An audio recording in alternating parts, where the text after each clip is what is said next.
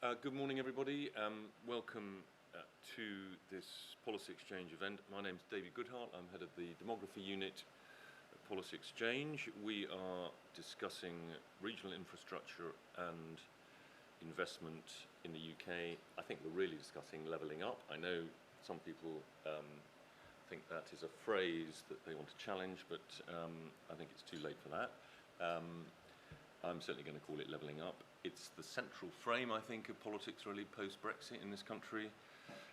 It's focusing on the grotesque regional inequality we have seen evolving over the last 30 or 40 years. I think about half of the country, half of the UK, people live in places where the standard of living is at the same level as the former East German states and the very poorest US states like Alabama, and we have seen a failure to do anything about this trend.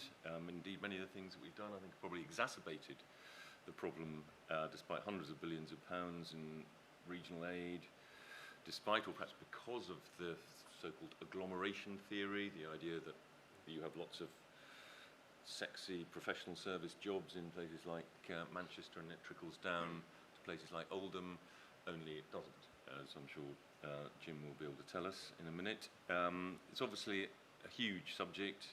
Levelling up is obviously a very vague general term. It's got a lot of moving parts: infrastructure and business investment and incentives, training and education, devolving power to particularly to left behind places, restoring pride in place, the whole issue of graduate retention, better spread of good jobs. We want to touch on all of these things, and indeed perhaps talk about which of the key areas of this, what can be a rather generalised, overgeneralised debate, and I'm very interested in hearing, as it were, what the Labour take on levelling up is. And we heard yesterday about the everyday economy. How does the everyday economy, the competing Labour slogan, you might almost say, fits in with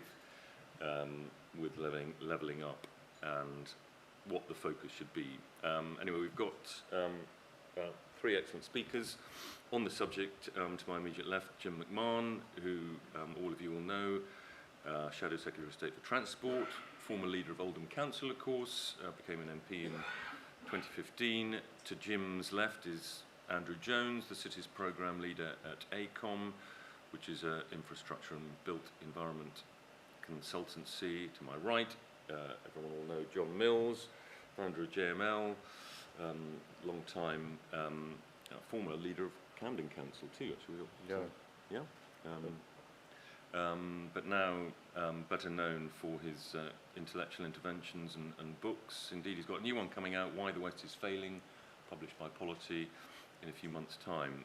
But Jim is going to start us off, talk for 6 or 7 minutes, and then we'll have perhaps talk and debate amongst ourselves a bit, and then open to you here in the room.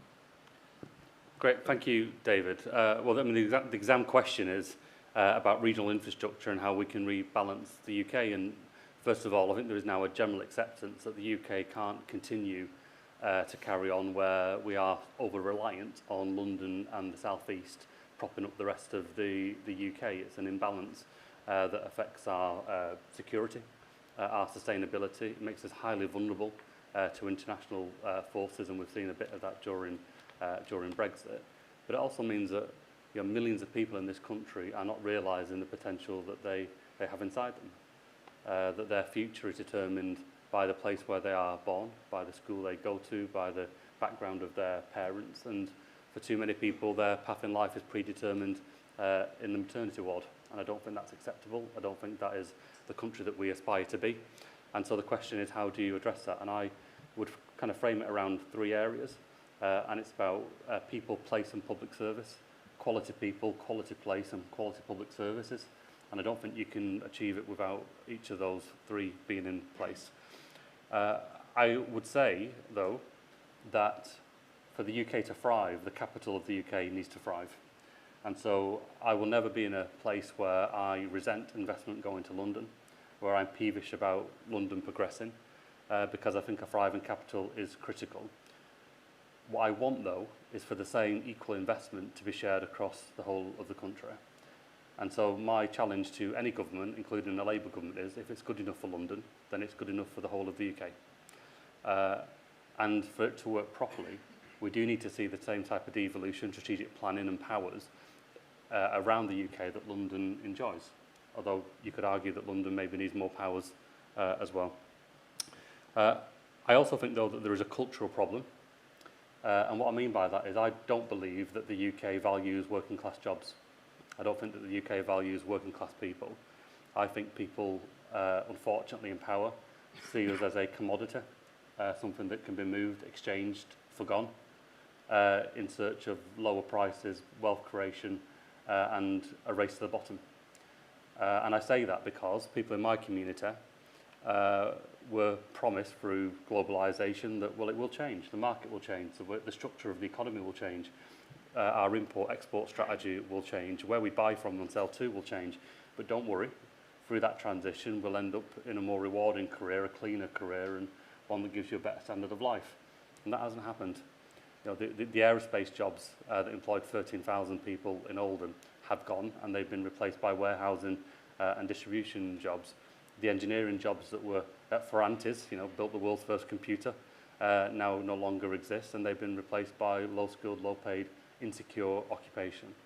And a lot else flows from that. You know, when you look at the condition of the housing stock, when you look at the condition of the public spaces, when you look at the state of the high street and the vacancy levels, a lot of that is a reflection of the local economic circumstance. You aren't going to get the good shops. You know, it's all right saying we're going to turn the high street into an artisan corridor. But if people haven't got money in their pockets to spend in the local shops because they're struggling to make ends meet, you are going to see that reflected in the high street. And a good example of that is the universal credit uplift being taken away. So just for my own town, that will take out over £30 million a year from the local economy, just by taking away that £20 a week uplift. Why? Because the structure of the employment is weak, wages are low, and it's being supplemented by in-work benefits, the majority of which are in work in Oldham. And so you do need to have a very clear view, one about an industrial strategy that values people, that invests in infrastructure. And what I mean by that is capital infrastructure, but I also mean human capital as well, valuing the people in the country and investing in education and skills. You would expect me to say, as Shadow Transport Secretary, that transport can unlock a lot of this investment, and I think it can. But I don't think that that should always be driven by Whitehall or even by the Secretary of State for Transport. I think we need a really clear framework of devolution. I think we have an England problem.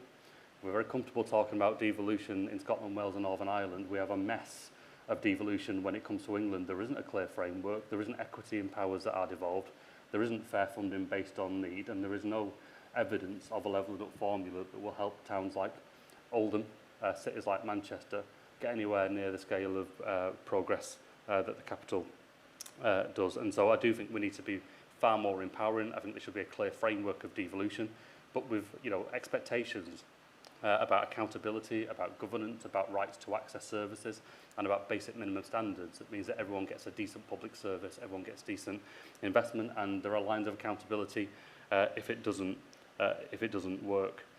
And I would just say that if we don't do it, we will continue to pay the price of a system that doesn't work, a false economy where we're continually putting money into a social system that doesn't work, and increasingly where people are seeing what's going on around them and getting more angry. You know, if we didn't recognise that Brexit was, for me, less about the European Union as a construct and far more about people having completely no faith in the future of Britain because they have been promised better and it's never arrived, then I'm afraid we have failed the test. And the government get it, which is why they frame the language of levelling up. We don't believe it holds water. You'd expect us to say that. All the evidence, by the way, says it doesn't really hold water. But it's not good enough just to put it to one side and not come up with an alternative. And the challenge for Labour is, with our next manifesto, how do we have real concrete policies, proper allocation of funding based on need, and a proper joined-up plan across government that means that money is being spent to the best effect. And I would also say we probably need to look at how we reform government. If you think about a capital project and the process that goes through to being ideas formed, sign-off, funding allocation, political agreement and the rest of it. There's a very clear criteria, a path that you would follow, very clear expectations about what you expect to get from that investment, very clear monitoring, very clear evaluation for a capital project. But we spend billions and billions and billions of pounds every year in towns like mine, in the north of England and around the country, where there is no check, where there is no clear idea about where that money is meant to go and to what end it's trying to achieve, and there's no evaluation of the benefits of it. The result of that is you have very siloed mentalities across Whitehall departments, but then even within the departments themselves, you have little fiefdoms that are developed, where it's more about protecting institutional power than it is about giving communities power. And I think you do need to reflect on that model. And then finally, because I have made the transition from local government to Parliament, you can't have a conversation about devolution in England without addressing what the role of the UK Parliament is going to be.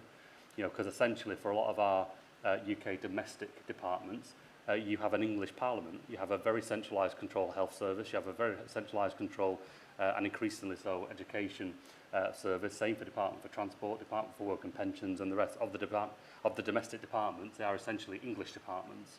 And I do think if we are serious about devolution, a lot of that needs to be taken away from the centre. A lot of that needs to be given out to our regions, our sub-regions and our councils. But you do need to reflect then what is the role of the Parliament in that. Otherwise you're going to continue to have that tension of power being pulled from one to the other. And you're not going to see the change come through in a significant way. But from the Labour Party's point of view, we absolutely believe that devolution, regional investment will be the thread that runs through the manifesto that comes. Power will be the thing that runs through the manifesto that comes. And some of that will be our metro mayors, although they might be disappointed, because the test will be not which individual holds the power, but whether people in the communities where they live feel more empowered, whether they have more opportunity, more access to something better. And that might be at a lower level, it might be the local authority. And we'll be working through that process over the next period. Good, thank you, Jim. Andrew. Thanks, David. Just building on what Jim has said, I'd like to kick off with some thoughts on where we see the current roadblocks and that hinder delivering regional infrastructure and investment to rebalance the UK. Fundamentally, there are far too many fragmented initiatives and no coordinated plan that target support to the right place at the right time to have the greatest impact. I mean, this is relevant locally and nationally. And in England, building on your comments, Jim, the England problem, it's one of only 2 or 3 nations globally which doesn't have a spatial plan which starts to articulate national priorities, then drills down to the needs of regions and localities to support effective devolution and put the investment we have got into the right places.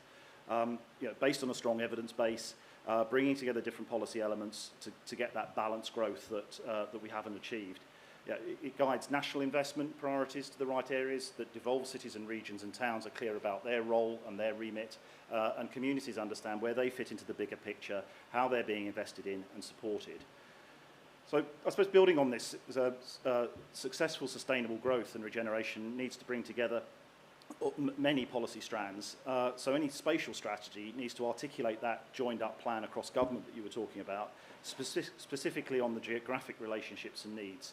And for us, that would cover an employment and industrial strategy to underpin future jobs, informing digital priorities, where post-pandemic digital connectivity is an essential piece of national infrastructure, a transport and connectivity plan which priorities sustainable travel choices other than the private car, a housing and community strategy to ensure that we're investing in existing communities and building new ones in the right places that support sustainable economic and community growth, but importantly, an environment strategy which balances all the elements, not just net zero, but one which places environmental net gain and protection as an equal partner with employment and housing growth.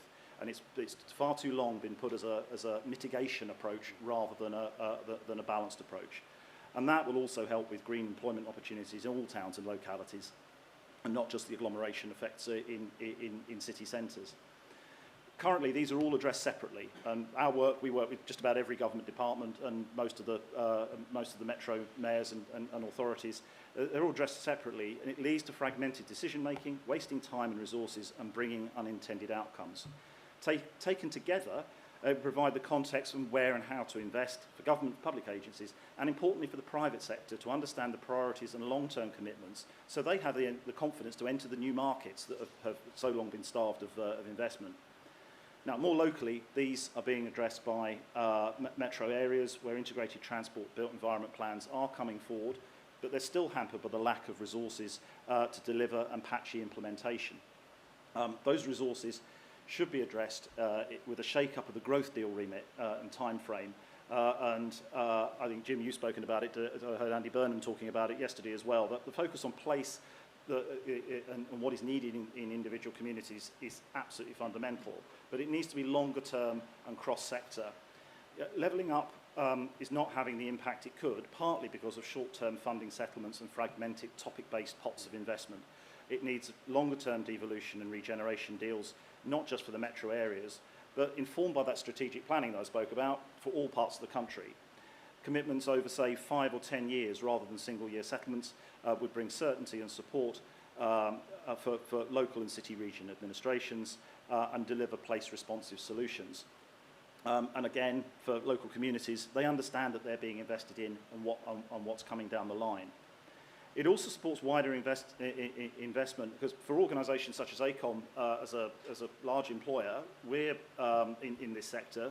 We want to provide services to local governments, and it's good to be able to see a long-term pipeline of work coming, potential work coming forward, that we have the confidence to invest in staff, in the right skills, technology, and support local governments in innovation. And for developers and investors across infrastructure, regeneration, and the built environment, a long-term commitment from the public sector to putting in advanced infrastructure, for example, adds certainty and reduces risk. And again, they're more likely to invest in areas that they've shied away from in the future. And just finally, reflecting on skills and capacity, it's really evident to us that local authorities, particularly those outside devolved metro areas, just don't have the access to resources, skills and experience to successfully bid for funding pots into central government. Effectively, these processes pitch one place against another, and they're all places of need, and that it's their capacity to put in a compelling bid at the right price that is the determinant as to whether they get the funding, not necessarily standing back and looking at the needs of different places. So bidding for funding to central government is time and resource intensive, and us bidding for that when it comes to a project is hugely time it's such a waste of national resources. And when it comes to delivery, there are insufficient skills to support all of the places and towns which need them. Again, individual authorities are pitching against each other to recruit multidisciplinary regeneration specialists, of whom there are too few. Now, yes, we need to train more, and that's a topic for perhaps the discussion, but we need to bring the national expertise to places. We're excellent at regeneration in this country and lead the world in many areas. We just don't see it finding its way into all communities and all places. So we need to support those places that have got the capacity to deliver. Perhaps we rethink again the role of Homes England to return to having a remit as the Urban Regeneration Agency. Homes England is only their trading name. It's the Urban Regeneration Agency. Sorry, Urban Regeneration Agency that is their statutory remit, and they can bring learning and support from across the country, aligning transport and community investments to support those locally led solutions to our struggling towns that so needed. Thank you. Thank you very much, Andrew. Over to you, John. Well, thank you very much. I'm afraid I'm going to give you a rather more pessimistic view about what the prospects are. And let me try and explain to you why. I think the root problem we've got in the UK on terms of growth is the fact that investment is incredibly low compared to just about everywhere else in the world. Mm-hmm. The average rate of investment as a percentage of GDP in the world is about 25%. In China, it's about 40%, and in the UK, it's about 17%. And worse than that, the proportion of GDP and investment that goes into the most productive forms of investment, which is clustered around technology, mechanization, and power, is dismally low and more or less the same as the depreciation charges which are in the accounts to counteract it. The result is there's almost no net investment in the most productive areas of the economy, and this is why the growth rate is so low. Now, the wash over all this is that manufacturing in this country has gone down and down and down. On some measures, as stated in 1950, about 25% of all manufactured goods came from UK factories. Now it's less than 2%. Incredible fall that's taken place. And if you look at our share of world trade generally, that's gone down from about 10% to barely 2.5%. And the result of all this is that the growth rate has gone down and down and down because the relative investment into what we really need to do to get the growth rate up just simply hasn't been there. And the effect of the decline of manufacturing has been disastrous in terms of regional balance, because manufacturing not only provides large areas or potentially large areas of the country with something to sell to the rest of the world to pay their way, but it also provides much better jobs, more stability, more satisfactory jobs. It produces enough goods to deal with the big balance of payments problems that we've got potentially. So manufacturing is extremely important, and it's gone down and down and down. And I think until we get to a stage where the rest of the country outside London and the southeast has enough to sell to the rest of the world. This is the root problem. The root problem about so many areas of the country is that they can't depend on services. There's just not enough demand for it. And as a result, this is what produces these huge disparities between London and the southeast. And just to give you one example, the gross value added per head of the population in London, in the last measurement, which was done in 2017, was £44,000 per year, whereas in the northeast and Wales it's 20,000. There's a gap of more than 50% there, and that gap's made up by transfers from London through the benefit system, through taxation generally, but that's no route to providing a way of these areas of the countries being able to support themselves. Now, what could be done? Why are we in this situation? I think the reason why we're in this mess is because for a long period of time we've run the economy too much in the interest of services and in the city rather than in manufacturing. And whereas the city in manufacturing and services can happily live with an exchange rate of about 150 to the pound or something like to the dollar or something of that order, manufacturing simply can't. Manufacturing needs a much lower exchange rate to be competitive, and it needs an exchange rate which is low enough to make it worth putting new plant down in the UK rather than somewhere else. And the trouble at the moment is we're just not doing that. Until we do, we've got no prospect, in my judgment, of getting these areas outside London back to reasonable levels of prosperity. Now, what could we do? I think we could run a strategy in this country which gave manufacturing much higher priority in relation to services, in which case you'd finish up with a far lower exchange rate, but then you would be able to see the economy growing. And if you could shift, just to give you some numbers, if you could shift 4% of GDP into the sort of returns that you can achieve in the most productive areas, which is around about 50% per annum, 4% times 50% is 2%. You could increase the growth rate by as much as 2% per annum. And if you did that, and at the same time, you shifted the economy, demand in the economy more towards the areas outside London, then I think you really could genuinely rebalance the economy. And I think that's the only real prospect for doing it. Because I think what's actually going to happen is that we won't do this. We'll continue with the exchange rate policies we've pursued for many years. The growth rate, which has been slipping down and down and down, will stabilise at maybe 1% or something per annum, at a time when you've got all sorts of heavy costs coming down the track, from climate change, from social care, from health care, from training, and there would then be a big squeeze on living standards, which would be felt worse than the poorest areas. So that's why I take a very pessimistic view. I think that if we rely on the sort of investment strategy that the government and the Labour Party, to be honest with you, says it's going to think it won't work, what you really need to do is to change the macroeconomic policy. That's the only way of driving the economy in a way which is going to produce the sort of returns that are actually going to address the problem. So, yeah, well, that's a very cheery story. Sorry to be a bit gloomy. Well, no, I mean, clearly we've had a growth strategy in this country, whichever party has been in power, that is centred on London, as you say, London, professional and financial services, inward investment, higher education, and that has brought us to this position. which is not a complete disaster. There are some great success stories, but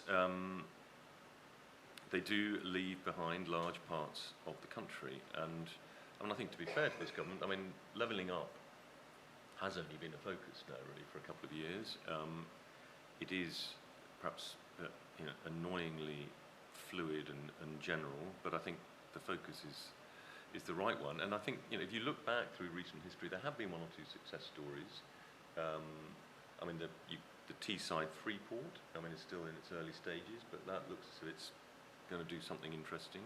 Docklands Corporation was an extraordinarily successful development, obviously already in a very rich part of the country. But I mean, I wonder, is there some sort of, as it were, inland version of the kind of Teesside Freeport idea that could benefit somewhere like Oldham? I mean, obviously you're part of affected very much by the Manchester Combined Authority. I was talking to you probably know Paul Ormerod, the economist who's heading up the Rochdale Development Association, is it called? And he's not a huge fan of the Combined Authority, but he says it really does have an important convening role. I mean, its powers may not be entirely aligned to the problem, but it is kind of bringing people together in a useful way. I mean, I wonder, Jim, whether if you were writing this white paper, or if you were Michael Gove, I mean, what would you do sort of institutionally to help a place like Oldham? Given that agglomeration theory has not really worked, despite the fact you do have the transport link, you do have the tram, and yet it still hasn't really worked for Oldham. I think there's well, I mean, first of all, I was a member of the Combined Authority when we signed the first devolution deal that kind of opened the door to the kind of election of our first Metro Mayor.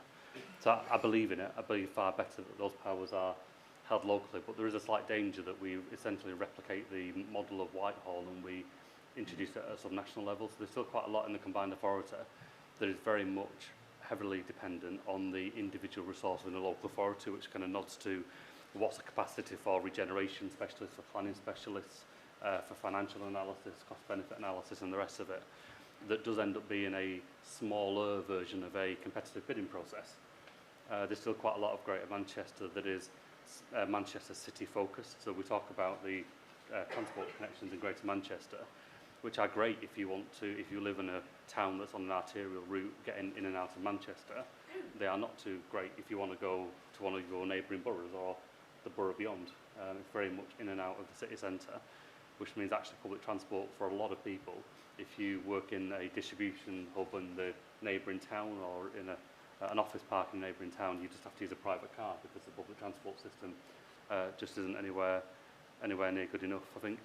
I mean, John, we probably would disagree on some elements of it, but I think your analysis of an economy that is too heavily dependent on services is absolutely right, and I do see manufacture and engineering as a key part of the strategy to rebuild our regions.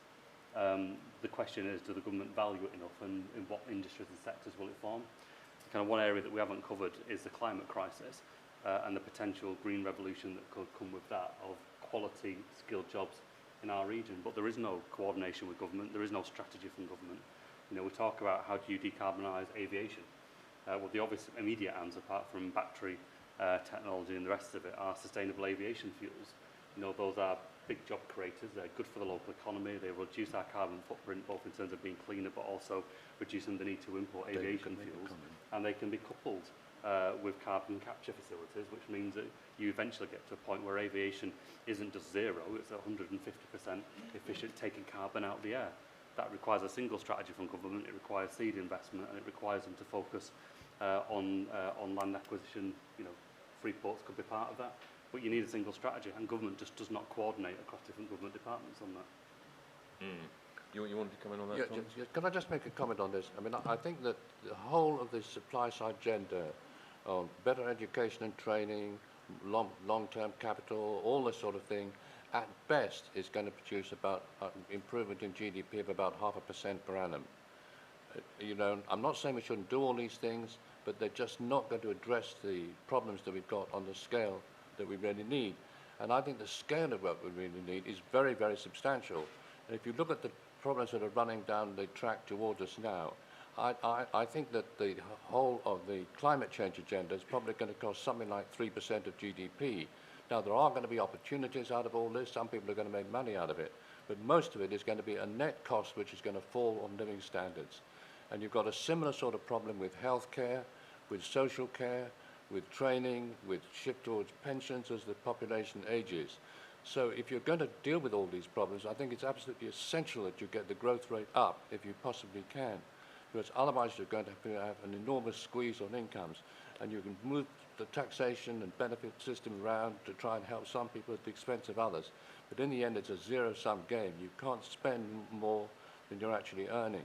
And so this is why it does seem to me that what you really need to do is not only look at the supply side, which I think is very important, but what you should also do is to look at the macroeconomic side of this to try and get the growth rate up, because otherwise the costs that we're going to have to incur are going to be enormous, and I think politically going to be very, very difficult to deal with. Andrew, let me just ask you about this whole question of superfast connectivity. I mean, one might argue that one of the things that's running in favour of levelling up at the moment is the fact that it's easier to spread good professional jobs around the country sort of more evenly, rather than all the kind of bright, ambitious kids leaving working class towns like Rotherham and Mansfield and Dudley and ending up in the metropolitan centres, and that kind of flow of energy and ambition into the big metropolitan centres. That actually the pandemic has shown that you can work from anywhere in the country, doing more or less anything. Yep. Well, actually, not doing anything. I mean, doing a kind of professional services job is much easier to do online. But for that to work, and for that sort of spreading out of not only desirable jobs, but the kind of jobs that then produce other jobs. Whether it's I don't know, yoga teachers or baristas. That requires good connectivity, doesn't it? And Yep. I mean, I don't know quite what the story is on that. I mean, I've read some government figures about how it's gone up from sort of 10% to 50% or something. Do you know? Can you tell us what's happening there? I don't know what the figures are, but I think that the point around having a really strong digital connectivity is as important as having now transport connectivity. That whole point about us working from anywhere, and that applies to all jobs, not just service sector jobs, because people are expecting wherever they live to be able to connect digitally as well as physically to the jobs that they go to. I think that point as well about just drawing out that it perhaps takes away the pull of the city, because you can work from anywhere. I think people go to work because they like going out in the evening, meeting new mates, finding a partner, enjoying culture, and we've not got that in many of the places that we're talking about today, and that's quite weak. So we've got to build not only that's an element of what we need to build in terms of the future. But I think there are places that have been for want of a better phrase, left behind, or not had the investment and the opportunities in them that over the recent years that could really benefit from this. Because we've been talking about Oldham and Rochdale and places that were generally within our metropolitan areas, but actually there are plenty of places outside the metropolitan areas that are sitting in some of the most beautiful countryside, and you could build a whole quality of life prospectus and therefore an employment and jobs an economy prospectus about that. Seaside towns have a whole new opportunity, because they've always been at the end of the rail line, where it takes forever to get to the job that you want in the city. Now, But if you're doing that job twice, Hartlepool has its own marina. You don't really associate Hartlepool with marinas. Yeah. Actually, So I think that if you're only travelling, if your job is still based in the city, but actually 3 days of that is at home, then you can get a whole different balance, and with the right narrative and the right strategy behind it to support that, of which digital connectivity is a key piece, I think that can unlock opportunities we haven't seen for the last 2 decades. Anyway, look, let's those of you who have made it here should have the right to question and contribute. Good, a lot of you.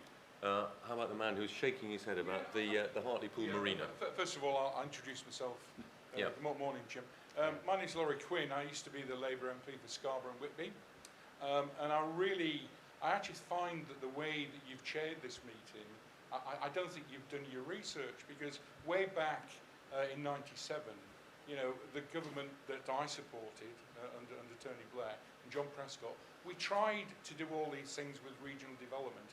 And fundamentally, and I really strongly agree with Jim, and I work for a company called Atkins, so I strongly agree with my colleagues from ACOM, because we're all in the same place. And I fundamentally think the problem is the way we're governed in this country. And I think that's where we need the radical attack. Jim talked about, you know, the scrap heap of working class jobs. I experienced that in places like Scarborough, but you can't think of a more attractive place where you'd want to work. But the problems with connectivity, it's global now. I mean, the company I work for, we've got colleagues who work in Bangalore and Delhi, as yourselves have in ACOM. It's a global economy now. So fundamental is really the way we're governed, and also we strongly agree with Andrew and the Institution of Civil Engineers, which I'm proud to do a lot of work with. We have been arguing this for 3 or 4 decades now, Andrew, to people in Whitehall, and it's not necessarily the politicians. Something happens, the politicians go there, they've got great ideas, they know where we want to go to, but somehow the Sir Humphreys and the people who are really in charge of this country, they manage to deflect, they manage to move it along.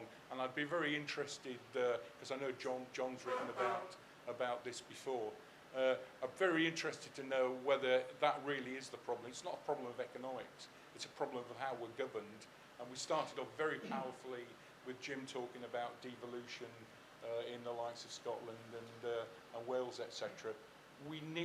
North of England is far bigger than any of those economies, far bigger than a lot of the economies in the rest of Europe.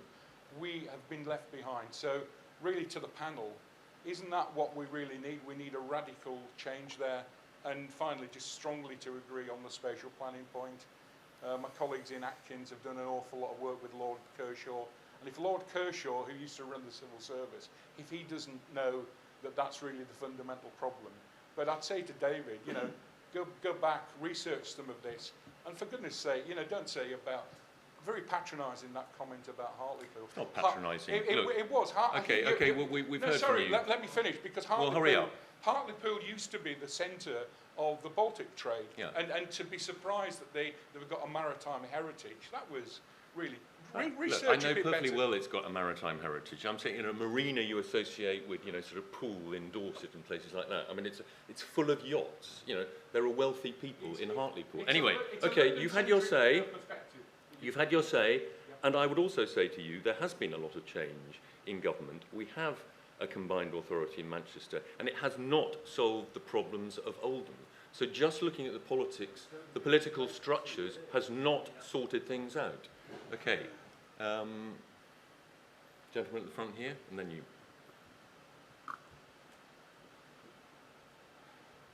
Yeah, thanks. Andy Walker, from editor of Infrastructure Intelligence magazine. I think it's interesting listening to Jim, and he spoke about a focus on people and place, and I think that's a theme that's coming through, not just in relation to many of the fringe meetings at this conference. It's a theme that's actually coming through in our industry of construction and infrastructure as well. I think if you look at organisations like ACOM, I won't name loads of different organisations because I'm not here to advertise loads of firms, but they are doing some fantastic work trying to reach out to communities and work with people in order to solve some of the deep-seated problems that everybody recognises that we face. I'll try and be very brief here. For me, it is about politics and structures. I don't think we've got it right in relation to the devolution issue. I sat in a fringe meeting yesterday with the Labour leader, Labour mayor for Greater Manchester, Andy Burnham, and he made the point there about, yes, it's great that we've got a devolution settlement in Manchester, but we still have a situation where in Manchester the bus fares are 4 times that we got in London. Now that can't be right. And I'm sure it's not just confined to Manchester either. I'm just pulling out one element there. And I think these things need to be addressed. I mean, I'm like a number of people listening to people's accents around the room. I'm a proud northerner. And to be honest with you, what really sticks in people's craw in relation to the whole, whether you call it levelling up, big society, we have been here before, et cetera, is what does it actually mean on the ground? And I think we need to make sure that we have that proper focus on people and place. We give organisations like the consultancy and construction sector their head to work with devolved assemblies and everything else. I'll finish on one point. Very interesting report from the National Infrastructure Commission, not about two weeks ago, when they criticised the government for basically having this bidding war for money. They said, get the money into those regional areas, and that's the way to unlock. Let the regions who know what their issues are, know what their challenges are, help them to spend that money by giving it to them and trusting the people. Because until we do that, I think we will be challenged, and we'll be talking about rebalancing, levelling up, et cetera, till the cows come home. And I think people and places where it's at, and more power to those organisations like ACOM, like Atkins and others who are doing something about it. Lady here.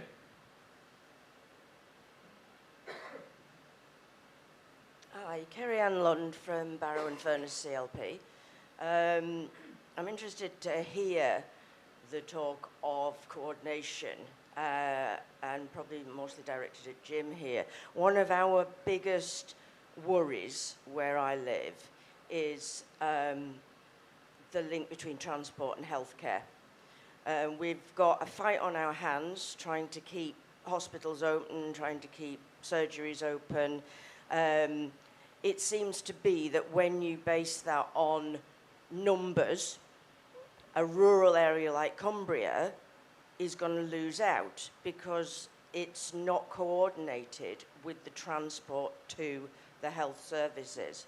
And there is talk at the moment about moving to a bigger hospital nearer Preston. Now, that's not just moving the problems of people accessing healthcare, it's also what I've been hearing talked about is jobs. And in healthcare, it's mainly women's jobs. Having to move, we're a cul-de-sac furnace, and it's very difficult to get in and out. And if you're travelling by road, we've got one road in, one road out. And 2015 showed us that when we get flooded, we're an island, and it is very difficult. So we need the healthcare there, we need the healthcare jobs there, and we need the transport links to get to healthcare. So I'm really interested in this idea that this whole thing needs to be linked up by need and quality of life. Barrow has got one of the lowest health rates in the country and in area of deprivation. So we need to stop the drain of our health services going outside. And I think that counts for a lot of the massive northern rural areas like North Yorkshire, where it is so difficult to access, and the cost of travelling by public transport. You know, for people who can't own a car, it's just getting more and more difficult. We'll just take one more and then we'll come back. Thank you very much. Thank you, panel. My name is Daniel. I'm from Policy Connect's Higher Education Commission. We're currently running an inquiry looking at university-led innovation and its role in levelling up. And one thing which has become very, very apparent is how important innovation is to developing manufacturing in the UK and overall economic growth in the UK economy, and also how the UK fares comparatively poorly in terms of innovation spending versus other large advanced developed economies. So my question to the panel really is, number one, how do you think we can make a more innovative UK economy, particularly looking at high-value manufacturing? And number two, I guess to Jim directly, what's Labour's vision for increasing innovation in the UK economy? Thank you very much. Jim, do you want to come back to respond to any of the... Yeah, I mean there's a lot in there. I might start off with Hartlepool, really, given that I spent 7 weeks living in a travel lodge in Hartlepool during the by-election. It brings back painful memories for obvious reasons. It's a fantastic place with really strong community identity, real strong pride of place. People in Hartlepool absolutely love Hartlepool, and it's not difficult to see why. It's a fantastic part of the world, a very tight-knit community. Everyone knows each other, everyone went to school with each other, and people don't want to move, but increasingly they're being forced to make the choice between staying in the community that they love and feel connected to versus moving outward because the jobs incrementally are leaving town. So if you look at the structure of the current economy in Hartlepool, it's very much looking towards the sea, very heavily dependent on oil and gas manufacture. Piping works in Hartlepool are still significant, but the government haven't got a plan for transition to green and renewables for Hartlepool. So what are they doing about offshore wind? For Hartlepool as a town, very little, but the decommissioning works at Hartlepool are dependent on the oil industry. So what's going to happen to transfer those jobs to jobs of the future? Equally, the nuclear power plant at Hartlepool is due to be decommissioned in 2024. The government have had 11 years in government to bring forward a nuclear strategy to replace those decent, very high-paid jobs in Hartlepool, and they failed to do that. And as I was going round that town, and although the election wasn't great, let's be honest, the experience was. I saw the new colleges that were built under the Labour government, the new secondary schools that were built under the Labour government, the marina, the Mandelson Marina, as he kept reminding me. Were all examples of Labour in power achieving things for places like Hartlepool. But when we went round, it wasn't good enough. People say, yeah, well, we know what you've done, but what are you going to do? And that's the challenge now for Labour. For a town like Hartlepool, what is the future under a Labour government? How are we going to transfer to create those decent jobs that allow people to stay in the communities they feel proud of? And Hartlepool is slightly unique, by the way. It's not like Oldham. There's a lot of wealth that's retained in Hartlepool because people stay in there and there are still skilled jobs there. And I think I only say that because there is a danger that we talk about the north as if it's one and the same, and it's not. It's a very complicated ecosystem. A coastal town is very different than a town on the edge of a city, which is very different than a market town and the rest of it. So I just kind of put that out there. It crosses my brief, and it's certainly not kind of landed policy. But I do think there's a big role for looking at the old regional development agencies and what they achieved, and looking to bring back strategic planning at that level. I think my observation, though, is that I probably wouldn't, personally, do it at a northwest level, but I do see the benefit of a pan-northern structure. You know, maybe developing transport for the north into a strategic planning housing function, taking in the old RDA functions, Homes England functions, far more devolved power for transport spend. Because as much as we talk about HS2 and the big projects, in truth, for tens of millions, you can create a rail cord or a spur that completely unlocks the whole rail system in a city where you might have a bottleneck. Going back to Hartlepool, you can stand on Hartlepool docks and see in the distance the railway line that was blocked off decades ago that would take almost no money to reconnect straight into the port. Straight away, reducing the number of HGVs that you need on the road, taking that freight off-road onto rail. Really small interventions that in the scheme of it aren't huge, but could unlock a lot of potential. On local transport connectivity and the hospital issue, this is a big issue. I do think that we have an obsession with big and new, and that's beautiful.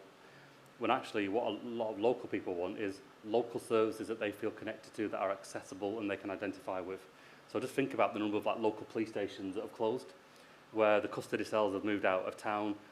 Actually, my local police station that was sold eventually was busted to be a cannabis farm, which is ironic. But there's not a single custody cell in my town now. There's 250,000 people that live there. The magistrate's court has closed, the county court has closed. It literally feels like justice has left town.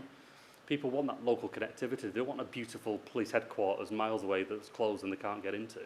And I think it is similar to the hospitals. The argument for a big hospital is always specialist services that's there when you need them, not local services where we can't get the doctors and the cover that will give people the care that they need. Well, that's a resourcing issue.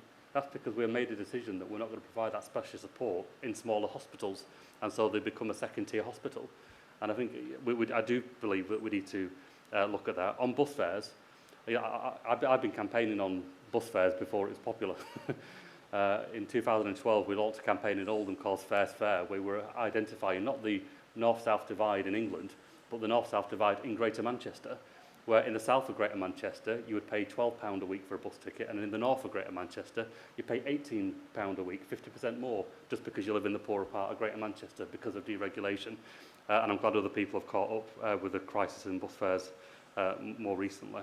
And then on university research and development, I think this is critical. But also how we retain then the intellectual property and the manufacturing and engineering capability that will follow. And I would say if you want a real life example recently, you do no harm to look to Manchester and the Graphene Institute, developed through Manchester University, being retained locally, and has the potential to be game-changing in terms of manufacture here in the UK. I think the government needs to come in behind it and give it more seed funding, but that's one example. And then finally, in terms of the role of government, first of all, having a single plan. Industry wants government not to do it for them, but they want to know that the framework's going to be there, the regulation's going to be there, that barriers to entry is going to be removed, and that seed funding can be provided, not to fund it ongoing because it's not sustainable, but to recognise that a new entrant to the market needs time to be stable, needs time to grow its customer base, and needs time to have a stable market price to then be sustainable. The government has a role to play in that, in land planning, strategic planning, making sure that sites are allocated for some of these uses is critical, and they won't always be popular. If you want to move to a clean UK, that will require some big plants that's going to take carbon away, that's going to look at new fuels, and those aren't always the prettiest things to put in a local community. And the real challenges there about then the role of government in navigating some of that. Sorry, I've gone into a lot of ground there, but kind of wide-ranging questions. What I might do, just a couple more questions, and then a very brief final word from everybody, if that's all right. Yep. John, the lady over there.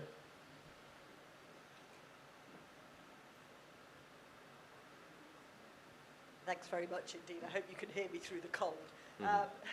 Really, really interesting to hear what you say. I'm Rosa Wilkinson. I'm from the High Value Manufacturing Catapult. And one of the things that we have been able to do is regenerate the communities around us. Most of my life, however, was spent in Whitehall. And one of the things that I learned there is that actually there are lots of really good intentions and some very, very good streamlined policies. The difficulty is that they don't connect. For communities and regions to thrive, you need to have a variety of infrastructure elements in place. Yes, the right transport. Yes, the right enterprise support to help businesses grow and development. You need the right educational systems and lifelong skills development, building on the talents that already exist within an area. You touched earlier on how investment comes to communities. Actually, one of the things that I know from working with investment is that it's not just about the offer on the things that I've already mentioned to businesses, it's also about the quality of life that can be offered to the partners of the people who will make the decisions about whether to invest in an area. So you have to be holistic in the way that you think about things. I think that the other thing that government absolutely has to do is to plan to capture the opportunities. How many times in the last 3 days have we heard people talking about the opportunity that comes with the transition to a low-carbon economy? We will not seize that opportunity by accident. We have to do something to make sure that we land the benefits. One of the difficulties that we see from within the catapult is that actually there are an awful lot of gaps in the supply chain. Some people see gaps as problems. I see gaps as opportunities to build thriving economies within some of the communities that feel left behind at the moment. We're certainly there to help. What thoughts do the panel have about seizing those opportunities in a more structured way to really grow the communities around them? Thanks. Well, where is your catapult? We are in Strathclyde, in Darlington, in Rotherham. We've got 2 there, one including the Nuclear Advanced Manufacturing Research Centre, in Warwick, in Coventry, and in Bristol. We actually have 18 sites around the UK. Right. These are all the catapults? Yeah. No, that's just the high-value manufacturing catapult. Okay, right. Just very quick, gentleman there, and then Yes, thank you. Interesting. I've been to nearly all of those because Adam Thompson from Scientists for Labour and a research fellow at the Institute for Advanced Manufacturing in Nottingham, and we work very closely with the MTC in particular. Yes, I think the point I wanted to make was particularly regarding some of the things that John was saying about manufacturing. And I think that we used to be a very big manufacturing nation, and that has drastically decreased by comparison to the rest of the world in recent years. I think one of the big reasons behind that is that other countries have learned to make things a lot cheaper than we can make them. And in my opinion, probably in agreement with my colleague here, is that our manufacturing base in the UK now lies in the high-value manufacturing sector. And I think it's really important that we stay ahead of the curve as much as we can. My question is about funding for scientific research and development. The UK is currently somewhere around the range of 1.7% of GDP. Conservative Party have committed to 2.4%, although they don't seem to be making great strides towards that. Labour in our last manifesto committed to 3%, and I understand that that is still a commitment. I wonder if the panel could comment on scientific R&D. Okay, very quick, final one, just 2 sentences, please. Hi, Dan Hogan from Quattro PR. This one really is a question, or a few questions rather than a comment, but I'll keep it quick. So I'd just like to hear from the panel a bit more about what they think are sort of practical solutions for reviving